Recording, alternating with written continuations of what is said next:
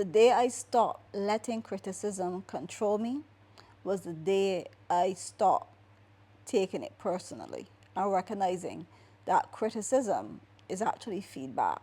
It can be feedback. Not all is feedback. There are some people that will like to criticize you just because they want to make you feel horrible, but you have to know when it's feedback. Before I pay attention to criticism. So when somebody criticizes you, they say something bad about you or whatever. Obviously, you don't like it. You're gonna feel bad or whatever. And initially, you might get annoyed. But what if what that person told you was true? You see, for me, whenever somebody tells me something, I first look within and I first analyze my personality and see like, are what they're telling me true? I remember when me and my husband started first dating, and we were talking and stuff, and I think it was like our I had an argument with somebody, and I don't it wasn't an argument with him. I had an argument with somebody. Yeah, I had an argument with somebody. And he said to me, I was telling him about it, you expect him to like take your side or whatever.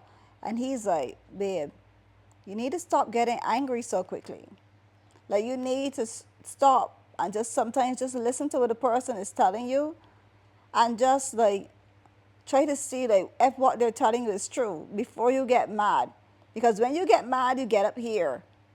Mind you, when I did get up here the first time I had a disagreement with him, he was like, we ain't doing that, we ain't doing that. And that too was criticism. I was like, who this man feel he is? But he was right. In both of those instances, he was right. And because of him, and because I took what he said and I pay more attention to my attitude when I get annoyed, I'm more peaceful now. I'm not ready to like rah rah rah. I am more think before I say anything. I'll probably like laugh at something if somebody says something to get me annoyed. I'll actually walk away first before I even respond, because another thing that my sweet husband did teach me was, you always talk about, you always throw my things in my face. You always talk about, like energy, and what you put out, you get back. So when you get angry, think about what you're putting out. You don't want that anger to come back to you. And he's right. I don't want anger to come back to me. So therefore, I've gotten to the point in my life where even if I catch myself being angry, right after that anger, I'll do like some gratitudes or something. But it takes a lot to get me right there in that space, because knowing that what I put out, I get back, I don't want it. I don't want that coming back to me. So when somebody criticizes you, tells you something that, you know, this is wrong with, or that is wrong, or I hate when you did this, or I don't like when you do that, don't take it personally. It's not personal. It's feedback.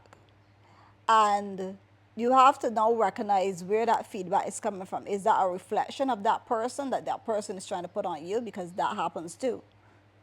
Or is that actually you that they're describing, and you need, and it's like the universe is bringing this up so that you can work on it, because you need to get past this part so that you can be able to step into the person that deserves what all it is that you're asking the universe for. Because we don't get what we want, we get what we are. And to get what we are, we have to be willing to do the difficult things and work on the difficult parts of our personality or attitudes or whatever. We have to overcome them, which means we're overcoming past pain, we're leaving that past pain behind. and we are taking this criticism not personally but as feedback, and we are going to work through whatever we need to work through, because you know what, my goal is more important than sticking with this low vibrational attitude that I have grown up with, and I decide like I want to keep it a part of me. No, I don't. Yes, I love my low attitude, I do, but not when it hinders me from stepping in to the flow of, you know, the flow of floating towards what I'm consistently asking and wanting the universe to give me. It's already mine, but I just have to get and beat down this big block, or I was going to say boulder, in front of me. I have to cut through that, remove that. That's the criticism. That's the feedback. That's the feedback. The person is basically telling you, listen, you got a boulder in front of you and you need to work on it. And what you do is that you hit at that boulder all the time. You work on that boulder. And even sometimes, like, if I have situations where I don't know how to deal with it, I'll ask God, I'll ask Source, I will ask the all power, universal God, amazing energy that surrounds me, that's in me, that's around me, to show me and to help me to overcome this hurdle. And all of the time, not a lot of the times, on all of the time, I've always been able to work through my issues because I just allow the universe to work through me and to show me and to guide me.